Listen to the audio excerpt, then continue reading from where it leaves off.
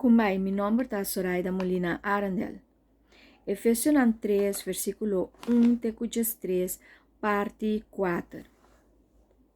Pablo que para gente saco e não a inventar tudo coisa aqui e ta manipular ou ganhar gente. Ela ganha revelação. Revelação tá algo que por passar torturando, ora bota em contato com Deus, Deus te revelava. Eta lagabo sa e coisa. Eta donava conhecimento, eta donava sabedoria, eta sende bo mente, sende bo coração, sende bo espírito, eta lagabo vira consciente, eta dona luz. Pablo é mensageiro de Deus, sua verdade, e Pablo queda tem na notícia e queda consistente no que eta plama. Quem estava tratando?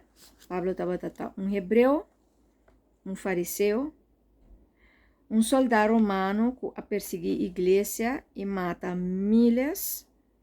E agora Pablo é ministro principal do ministério de Deus. Uau! Pablo traz judeu e não judeu vira eta hasi união possível. O mistério a conhecer e a realidade. Mistério na grego que men é secreto, pero não está guardado. Tu rende por sa é secreto. Então, é abrir para tu rende. Guardar, pero a sa de via de revelação de Deus. Esse é que men mistério. Então, pois, o ministério tá o qual que nós devemos que é ofício, é movimento, é grupo que você vai estar dentro para fazer essa aqui possível, que men paturende por sa de reino de Deus.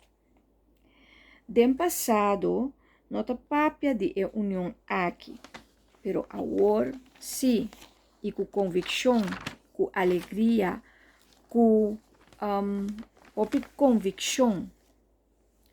Então, Pablo tem diferente identidade, pero de com Deus a permitir essa aqui, que é porta batata de diferente grupo, assim é problema. Problema é boa notícia, problema é plano escondido de Deus. Que está une turcos, baudi Cristo e põe Cristo na cabeça. Pois nós também de nossa vida, nós está parte de diferente clube, de diferente grupo, nós está parte de uma comunidade, nós está parte de um trabalho, de uma sociedade.